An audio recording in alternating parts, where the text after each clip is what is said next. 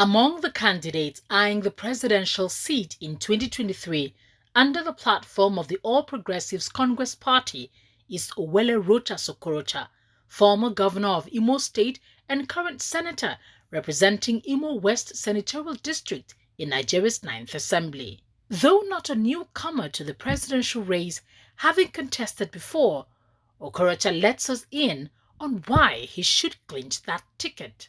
We have problems in Nigeria. We have challenges that require solution. For every problem, there's a need for solution. So, simply put, my passion and love for this country is what has brought me to run for the President of the Federal Republic of Nigeria to provide the solution to the problems. Asked what he would do to stem insecurity, he professed this solution. Insecurity is not the problem.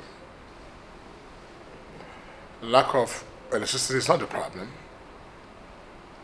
Out of school children is not the problem.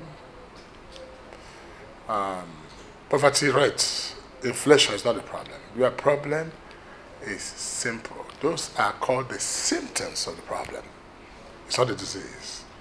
The disease is lack of vision and understanding of the fact that there's need to create wealth for this country.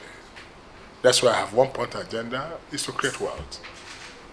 What does that mean? Let me explain to you so I can expatiate. Because we've been singing these old songs of insecurity since Nigeria was created. We've been talking about this power situation and what have you. Those slogans and songs have always been the same. There's nothing worse any aspirant is saying today that we didn't say in 2015, that we not say in 2019, and that we didn't say in 2007, 2003. From the time of Shagari to today, we've been saying the same thing. So, if that's really the problem, why don't we find a solution to it? So people are chasing shadows, not the substance.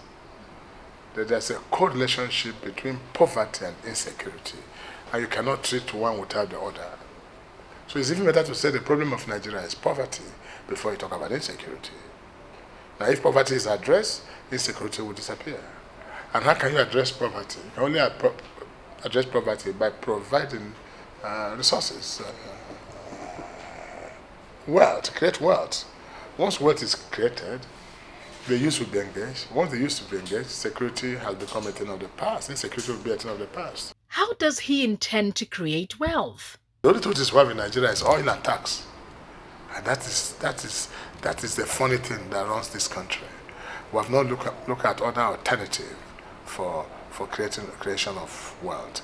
And what we need to do in the first place, there are thousands of them, but I can give you some few examples, is to diversify into other sectors of our economy. We have so much mineral resources in this country that's untapped. What is happening in Zamfara is called banditry. It's a struggle to consume Nigerians' wealth. That's what's called banditry. Now, that could have created enough wealth for this nation. Talking about solid minerals. From Sokoto to Kogi is all gold. Uranium is found in Gombe and that axis. You have so many natural minerals that you can now produce to support the oil and to increase the GDP of the country and our foreign service. So this is what it is. Then the land itself, this land we have, has not been properly utilized. Land should be treated as assets kept aside for production of further wealth. But we have not done that. And this is why Abuja cannot develop like Dubai. It's just about land management. Our land laws are wrong. Everything about us is wrong. And for education? Education is a key factor in wealth creation. The education we practice here is a theoretical education that does not help in any practical way in developing the resources of our land. So vocational education might be the way to go. Specific education for specific thing will be the way to go. If we have, if we have a ministry for movie industry, it's a better ministry for us now than Ministry of Works, because we can export talents and make money for this country. I'm just giving you the simplest thing to do. If you have a department for plastering and building now as a course, it will help us because Nigeria loses over $500 million to Togolese and Ghanaians to come and do our POP plastering. So entrepreneurship is the way to go. Medium and small scale industry is a perfect way to start creating wealth for this nation. For women participation, he says he would focus on financial self-sufficiency and breaking more cultural barriers that have kept women in bondage. With so many prominent aspirants vying for the same seat, does Okorocha stand a chance? I'll be president of Nigeria, that I know. Because of my intention is right, my plans are right. And God that said the heart of man will see my heart, what I mean and what I intend to do. The way to identify the great candidate is check the person's track record, or what is called antecedent. Even in marriage, when you're going to get married, you say, look at the behavior of the mother.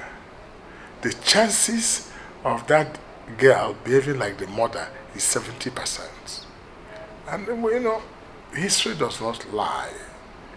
It means antecedent. Now, if somebody, for instance, come to you and say, I will make education free in Nigeria, talk is cheap. But you go to his background, his family, his village, he has never sponsored any one person for education. And now he wants to educate the whole Nigeria free. He has never constructed a classroom block for anybody to go to school. And he promised you will take the 14.5 million children out of school. Would you believe him? He's just talking what he cannot do. In law, will say, well, you can't give what you don't have. But if Rochas Okorocha said to you, education will be free, go home and sleep. He talks about his passion. The passion and love for this country. The passion is called the love and the vision.